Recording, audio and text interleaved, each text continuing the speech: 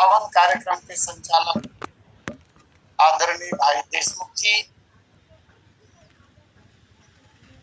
प्रथम लिंक के कथा व्यास पूज्य चरण पंडित दीक्षित जी महाराज एवं तृतीय लिंक में जिन्हें हम सुन पाएंगे आदरणीय श्री जायसवाल जी। आइए भगवत कृपा से जो समय प्राप्त हुआ है उसका सदुपयोग करने का प्रयास हो। कल कथा के क्रम में हमने दर्शन किया था, जो चौपाई मंगलाचरण के पश्चात आपके समक्ष पढ़ी गई, उसी पंक्ति पर कल चर्चा चल रही थी। कुछ चर्चा शेष मैं मानता हूँ, अस्तु इसी पंक्ति से आज की कथा आरंभ हो रही है। नव पल्लव फल सुमन सुहाए, निज संपत्ति सुर रूख लजाए। राजबाग में नए पत्ते, फूल और फल ये सभी दिखाई दे रहे हैं। नव का एक दूसरा अर्थ झुकना भी होता है। इस अर्थ में यदि विचार करें तो पत्तों, फूलों और फलों के कारण वृक्षों की शाखाएं झुकी हुई है। एक दूसरा भाव यहाँ पर और समझ में आता है, जब नवीन पत्तों की चर्चा की गई और उसी के साथ फूल और फल की बात गोस्वामी जी महाराज ने कहा, तब उस बाग में बाग, उपवन और वाटिका तीनों का होना सिद्ध होता है। जैसा कि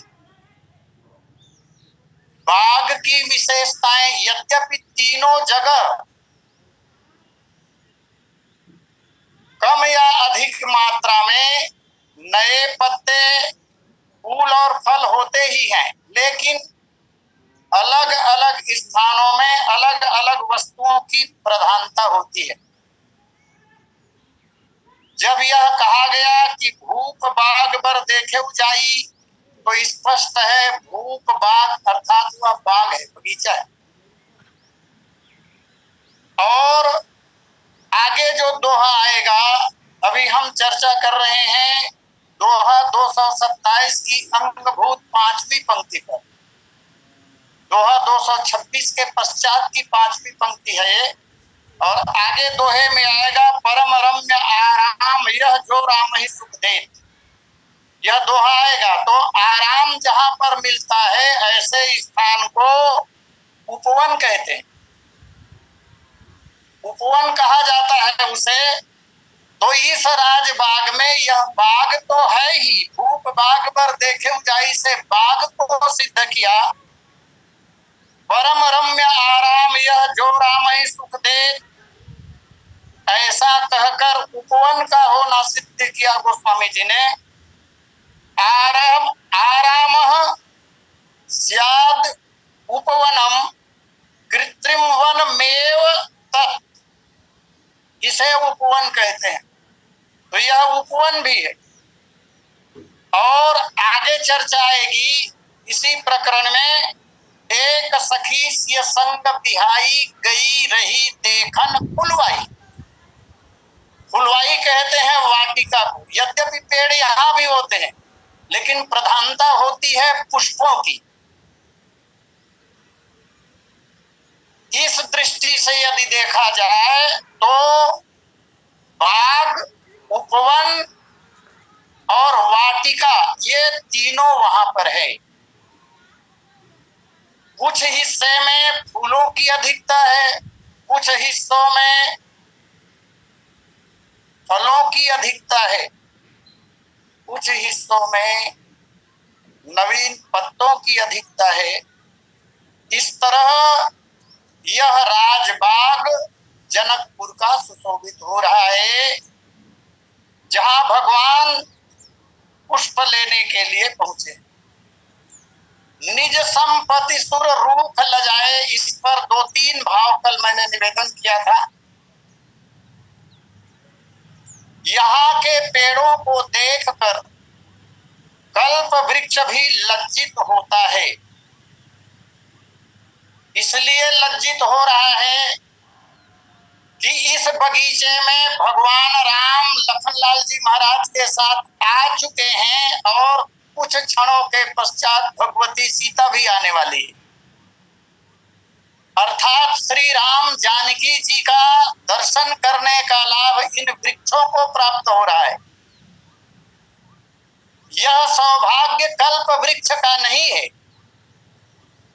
हाँ, कल्प वृक्ष देवराज इंद्र के नंदन वन में लगा हुआ है तो वो अधिक से अधिक देवराज इंद्र का ही दर्शन कर पाता होगा, अथवा सांसारिक लोग सत्कर्मों के द्वारा जो सुरलोक चले जाते हैं। अब आज तो प्रायः सुरलोक जा रहे हैं, क्योंकि शोक पत्र में सभी में यही छपता है, स्वर्गवासी हो गए। तो वो लोग भी कभी कभी घूमने के लिए जाते होंगे। ऐसे लोगों का दर्शन वो कल्प वृक्ष कर पाता होगा, श्री सीताराम जी का दर्शन उसके सौभाग्य में नहीं है। इसलिए भी कल्प वृक्ष लज्जित हो रहा है। कल्प वृक्ष ने विचार किया होगा कि जनकपुर का यह राजबाग, जहां प्रभु श्री रामचंद्र जी महाराज पधारे हैं, श्री सीता जी आएंगी और घूमते घूमते जब किसी वृक्ष के नीचे भगवान थोड़ा आराम करेंगे, जो श्री राम जगत को आराम देते हैं, विश्राम देते हैं, उस श्री राम को ये राजबाग के पेड़ विश्राम देंगे, छाया प्रदान करेंगे। जहि तरुतर प्रभु बैठहि जाई, करहि कल्प तरुतासु बड़ाई। इन पेड़ों के सौभाग्य को कल्प वृक्ष गाता है,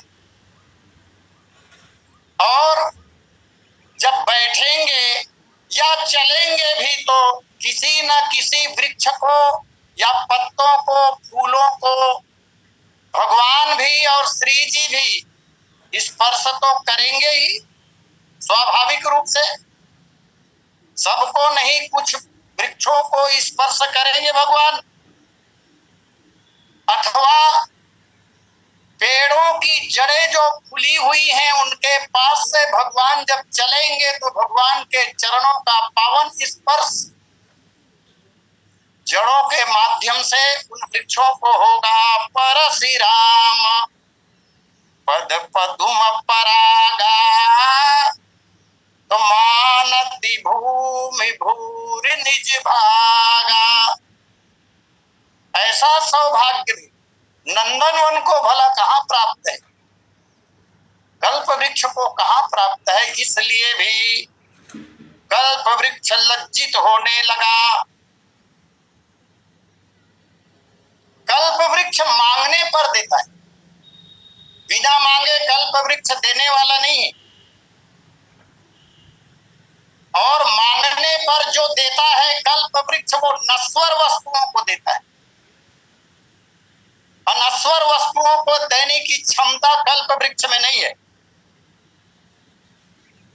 परोपकार कल्प वृक्ष करता तो है, लेकिन क्षणिक परोपकार करता है, क्योंकि उसके द्वारा प्रदत्त वस्तुएं नाशवान होती है। जब तक उपलब्ध रहेगी तब तक उससे सुख मिलेगा, और जैसे ही उस वस्तु से वियोग हो जाएगा तो अंत में दुख ही प्राप्त होगा।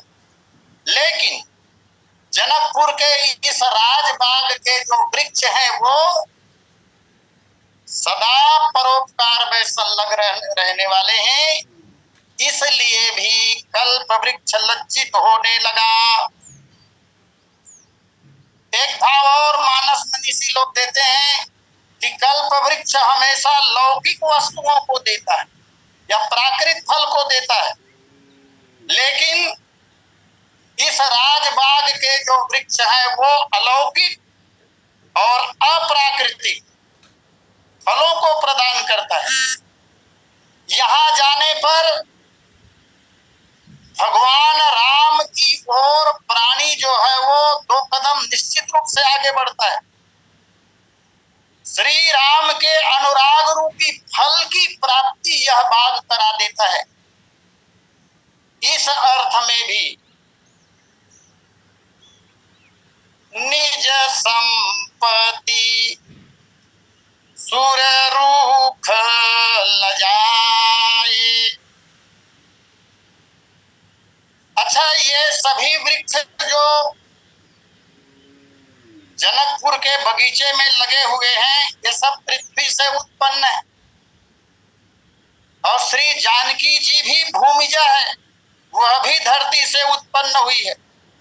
इसका तात्पर्य ये हुआ कि श्री सीता जी के साथ ये भी अनादि है। और सही बात तो यही है, जनकपुर में भी और अयोध्या में भी जो लोग थे अथवा जो पेड़ पौधे थे, अन्य पशु पक्षी जो थे, वो सब बड़े पुण्यात्मा, महात्मा, अमलात्मा, योगी जन ही वह सब रूप धारण करके आए थे। एक पद याद आ रहा है, 2 पंक्ति, राम कृष्ण चंद्र सेवाहित ऋषि और योगी जन गाय रूप धरि धरि ब्रज माहि आए थे। इसी भांति रामचंद्र सेवा को योगी जन घोड़ा घोड़ी रूप धरि अवध माहि आए थे। तो ऐसा पुण्यमात्मा समझकर निज संपत्ति सुर रूख लजाए। एक भाव यह भी, देखने में भी भौतिक रूप से, बाहर से, इन नेत्रों से देखने पर भी कल्प वृक्ष की तुलना में इस राजबाग के जो वृक्ष लता बेले हैं वो अत्यधिक सुंदर है। इन पेड़ों की सुंदरता रूपी संपत्ति को देखकर निज संपत्ति सुर रूख लजाए। और ऐसा होगा भी क्यों नहीं, ये सामान्य वृक्ष नहीं है। कल मैंने निवेदन किया भी था, ये बिरवा कैलाश के, श्री राम रस सुधा ग्रंथ का दोहा, ये बिरवा कैलाश के और सकल सुर साग बहुत यत्न से आनि कै धरियो भूप निज बाग। इन पेड़ों को प्राप्त करने के लिए ज्ञानी शिरोमणि श्री जनक जी महाराज ने भगवान शंकर की और अन्य देवी देवताओं की तपस्या की थी और महादेव तथा अन्य देवताओं को संतुष्ट करके इनके पौधों को प्राप्त किया था। बहुत यत्न से आनि के, बहुत प्रकार से यत्न करने के बाद ये पौधे मिले थे। धरियो भूप निज बाग, अपने बगीचे में लाकर लगाया था। तब इस बात का स्मरण करके भी निज संपत्ति सुर रूख लजाए। और कवि तो कहते हैं, बगरे लतान युक्त सगरे बिटप बर, सुमन समूह सो है अगरो सुवेश को। अगर के पेड़ भी वहां लगे हैं, फूल निकले हुए हैं, फूलन के भार, फूलों के भार से फूलन के भार, डार डार पर अपार द्वितीय कोकिल पुकार हर विविध कलेश को। कोयल पुकार रही है, कोयल की आवाज को सुनने से वहां जो लोग भी जाते होंगे थोड़ा बहुत क्लेश कष्ट मन में कोई विचार रहता भी होगा ना तो सब विदा हो जाते हैं। कवि कहते हैं इसका वर्णन करते नहीं बनता, कहत बने न कछु ललित निहारोइत, उमही परति सुख बानो देश देश को। तो जनक सो राजत जनक जू को बागता को, महाराज जनक के बगीचे को देखकर पूरा अभी तो केवल कल्प वृक्ष लज्जित हो रहा, और जब दृष्टि पड़ती है नंदनवन की जनकपुर के बाग के ऊपर तो कवि कहते हैं जनक सो राजत जनक जू को बागता को, और नंदन सो लागे बन नंदन सुरेश को। देवराज इंद्र भी सिंहाते हैं, उसका नंदनवन जो है वो जनक जी के राजबाग की बड़ाई करते हैं। भरे और भारन हजारन सुदारन पे लपकी लपकी वर द्रुमद्युत छोरे दे, ललित लतान के पितान से तने हैं जैसे, जहूं और कोकिल कलित कीर सोरे दे। कीर तोते भी बोल रहे हैं वहां पर। सुंदरता चारों ओर छाई हुई है, बिक से जहूं बर बिटप बिलो कोई तनिक से कली नयति सुखमा हिलोरे दे। सुषमा सुंदरता हिलोरे मार रही है, छोरे देता आनंद हिये में प्रेम भोरे दे। इस वातावरण को देखकर प्रेम का संचार हो रहा है। पवन प्रसून भूरी भूमि पे बिछोरे दे। सुमति मनोरंजन नाटक का यह पद भगवान श्री राम वहां पधारे हुए हैं। गोस्वामी जी महाराज ने कहा चातक कोकिल कीर चकोरा, पूजत विहग नटत कल मोरा। 5 प्रकार की पक्षियों का वर्णन गोस्वामी जी महाराज कर रहे हैं। 5 प्रकार के पक्षी वहां पर हैं और सभी बोल रहे हैं।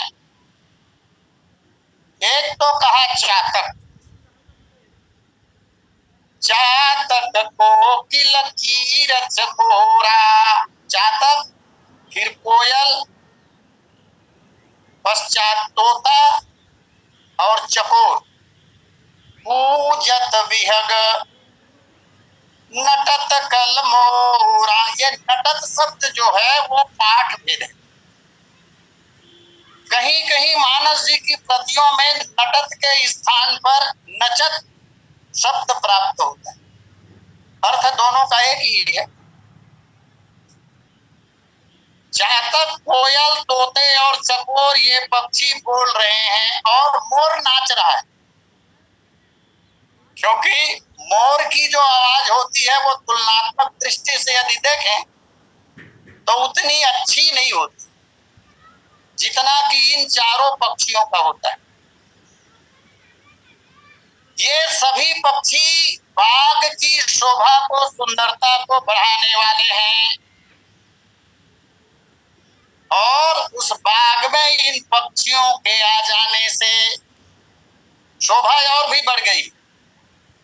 वैसे मानस जी में ही गोस्वामी जी महाराज ने एक जगह अयोध्या कांड में लिखा, नील कलंठ कलकंठ सुत चातक चक्क चकोर, भांति भांति बोलहि विहंग, श्रवण सुखद चित चोर चक चकोर, चातक सुख पिक गन, पूजत मंजु मराल मुदित मन, अलिगन गावत नाचत मोरा, जनु मराल मंगल जहोरा। मोर का नाचना सर्वत्र पाया जाता है और उसका कारण ऐसा लगता है कि ये अन्य पक्षियों की तुलना में सर्वाधिक प्रेमी होगा, क्योंकि प्रेम का अतिरेक जब होने लगता है तो पैर थिरकने लगते हैं। अब मुझे ऐसा लगता है आजकल कथाओं में मोरों की संख्या ज्यादा बढ़ गई। प्रायः हम टीवी आदि में देखते हैं, थोड़ा सा संगीत शुरू हुआ कि कितने लोग मोर बन जाते हैं। मैं प्रणाम करता हूं उनको। ऐसा भाव यदि हृदय में प्रकट होता होगा। आज बगीचे की बाग की चर्चा चल रही है। यहाँ जिन पक्षियों की चर्चा गोस्वामी जी महाराज ने की, 3 ऋतुओं के सेवी पक्षी हैं ये, शरद ऋतु, बसंत ऋतु और वर्षा ऋतु। इन तीनों ऋतुओं के जो पक्षी हैं उनकी चर्चा हुई और यहाँ पर पिछली कथा में अनुरोध किया गया था, है तो शरद ऋतु, लेकिन बसंत ऋतु आकर यही रम गई है। बसंत ऋतु ठहर गई है यहाँ आकर। 2 ऋतुओं की चर्चा कल और आज पक्षी के माध्यम से वर्षा ऋतु भी शामिल है। वर्षा ऋतु का प्रतिनिधित्व मोर कर रहा है, ये बताना चाहते हैं गोस्वामी जी महाराज। अब इन पक्षियों में चातक और चकोर जो है वो शरद से भी है। शरद ऋतु में ये पक्षी ज्यादा देखे जाते हैं, तो इस समय शरद ऋतु विद्यमान है, इसलिए चातक और चकोर की उपस्थिति। चातक शरद ऋतु का प्रमुख प्रेमी पक्षी है, इसलिए गोस्वामी जी महाराज ने इसी को पहले रखा। ये ज्यादा प्रेम करता है शरद ऋतु से। प्राकृतिक रूप से शरद ऋतु है। चातक, कोकिल और कीर ये बसंत ऋतु का प्रेमी पक्षी है। बसंत ऋतु यहाँ ठहर गई है, लुभा कर रह गई है, इसलिए इनकी चर्चा। और शरद ऋतु में थोड़ी बहुत वर्षा भी होती है, कम होती है शरद ऋतु में वर्षा, लेकिन होती तो है कभी कभार। इसलिए गोस्वामी जी महाराज ने कहा है, कहूं कहूं वृष्टि सारदी थोरी, और कहूं एक पाव भगति चिमी मोरी।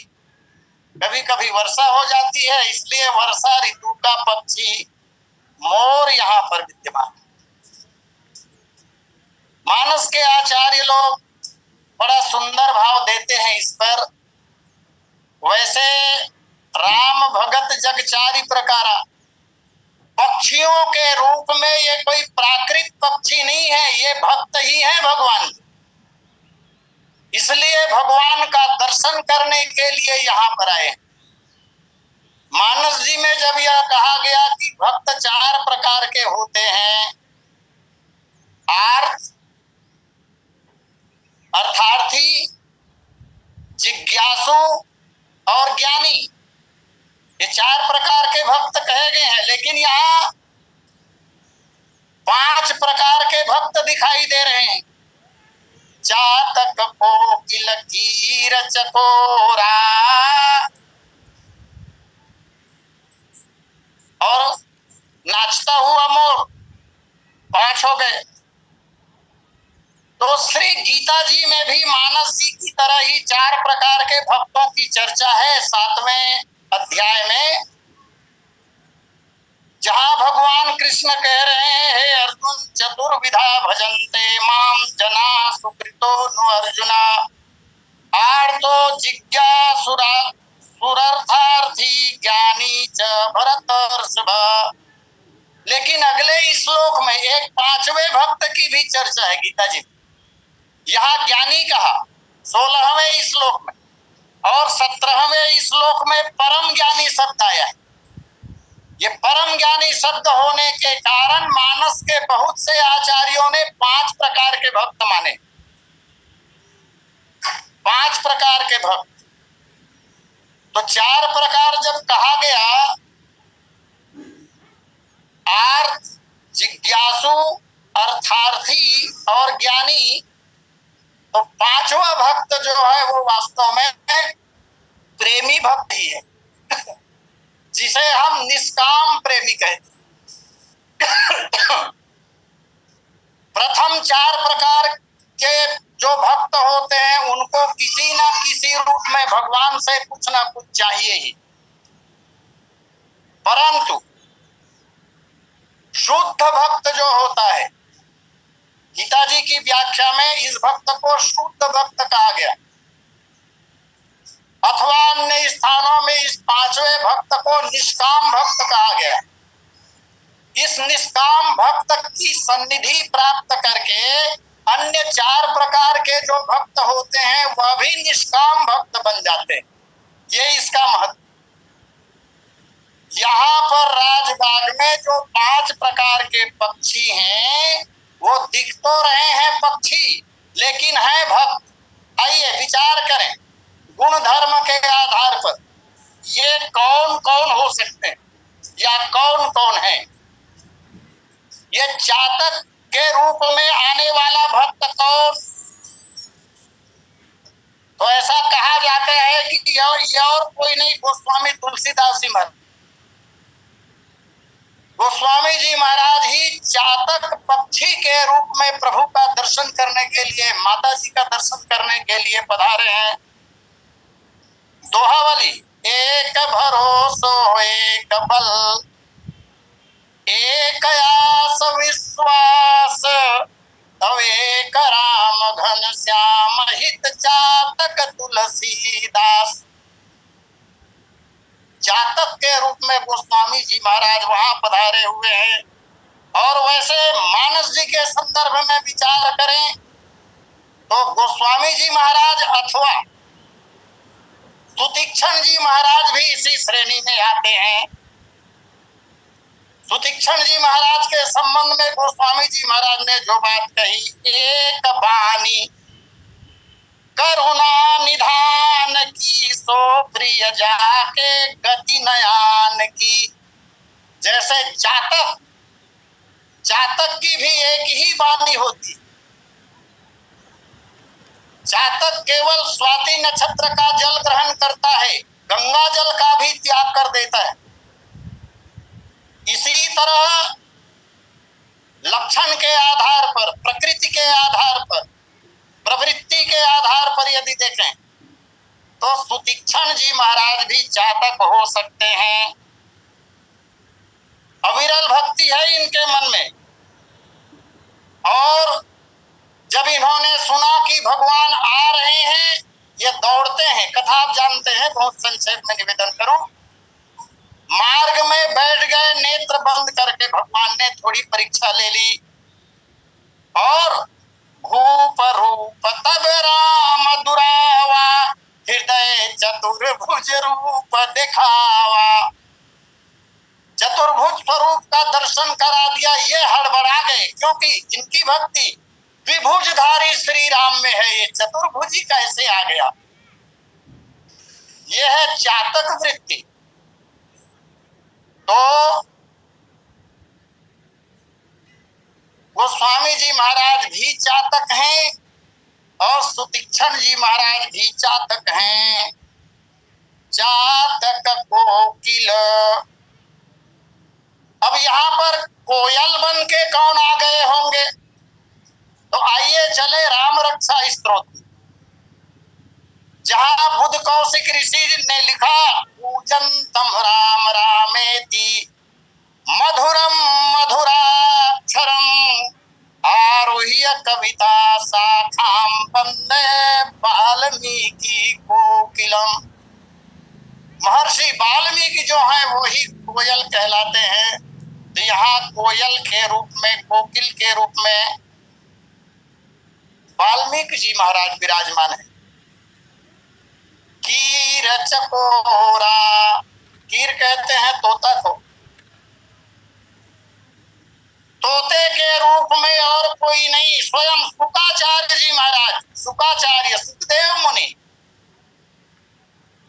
वेदव्यास जी के सुपुत्र, ये तो सही के तोते ही हैं। अमर कथा सुनकर खराब अंडे में प्राण का संचार हो गया, ये कथा सब जानते हैं। तो तोते के रूप में मानो शुकाचार्य जी महाराज ही वहां उपस्थित हो गए हों। चातक कोकिल कीर चकोरा, अपूजत विहग नटत कल मोरा। अब बात आती है चकोर की। चकोर के रूप में यहाँ पर कौन उपस्थित हैं? तो विद्वानों का कथन है चकोर के रूप में भगवान महादेव शंकर जी ही उपस्थित। इसी प्रसंग में जब भगवती श्री सीता जी आएंगी और गौरी पूजन करेंगी, उस समय श्री सीता जी ने कहा जय जय गिरिवर, जय जय गिरिवर राज किशोरी, जय महेश मुख चंद चकोरी। जब माता पार्वती चकोरी हो गई जब माता पार्वती चकोरी है तो भगवान शंकर तो अपने आप चकोर सिद्ध हो ही जाते हैं।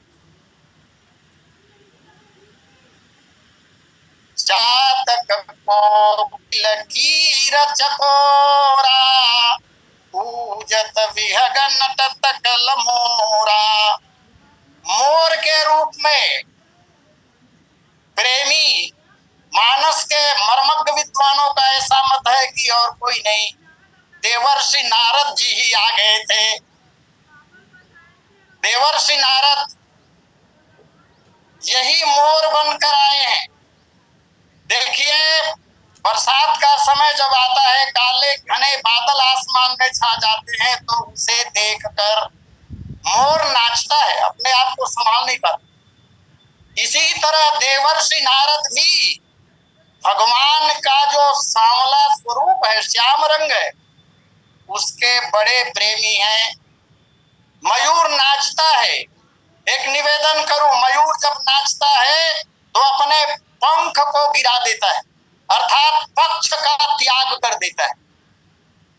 किसी पक्ष का वो पक्षधर नहीं रह जाता, अपने पक्ष को छोड़कर गिराकर मस्ती में भगवान के प्रेम में कहा जाए, जैसे मयूर पक्षी बादलों के प्रेम में नाचता है, ठीक इसी तरह देवर्षि नारद भी तो नाच ही रहे हैं।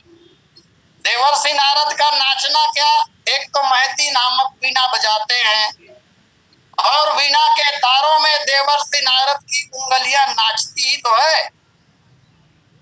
और भी देखें तो बाकी सब देवता जो हैं वो निश्चित रूप से कहीं ना कहीं रहते हैं, और देवर्षि नारद जो है वो स्थायी रूप से कहाँ कहीं रहते हैं, वो तो ठहर ही नहीं सकते एक जगह। उनको यहाँ से वहां, वहां से वहां, कहीं से कहीं जाना ही है, श्राप लगा है महाराज जी को। यही मानो मोर का नाचना है। अस्तु चातक कोकिल कीर चकोरा, पूजत विहग नटत कल मोरा। आइए समय पूर्णता की ओर। अस्तु यही वाणी विराम। सादर आमंत्रण आदरणीय देशमुख जी को। बोलिए सियावर रामचंद्र की जय। बोलिए सियावर रामचंद्र की जय। बहुत ही आनंददायक कथा अभी हम आदरणीय आचार्य जी के श्लोक से सुन रहे थे। बहुत सुंदर सा वर्णन पक्षियों के बारे में अभी चल रहा था। मानस में केवल पक्षी ही नहीं आदरणीय जी, मधुकर की भी चर्चा देवों के रूप में की गई है। मधुकर मृग तनुधरी देवा, करें सिद्ध मुनि प्रभु कै सेवा। भगवान की सेवा करने के लिए कोई पत्थर भी बनना पड़े तो ये भी सौभाग्य की ही बात है। और भागवत जी में तो ये कथा आती है कि देवता भी गौ का रूप धारण करके भगवान के सांप को लेते हैं। कालिंदी के तीर पर गौचारण की जो कथा आती है भगवान के द्वारा, तो ये सब प्रभु की कृपा है। प्रभु की कृपा प्राप्त करने के लिए जितने भी रूप धारण करना पड़े ये तो सौभाग्य की बात है। बहुत सुंदर सी चर्चा आपके द्वारा सतत प्रवाहमान है। ये कथा और भी आगे बढ़ेगी, सबका सौभाग्य होगा। आज के लिए बस इतना ही। अभी तीसरे लिंक में हम पुनः एक नए कथाकार के साथ में जुड़ेंगे। तब तक के लिए आप सबके चरणों में सादर प्रणाम निवेदन। तृतीय लिंक में पुनः जुड़िएगा। बोलिए श्यावर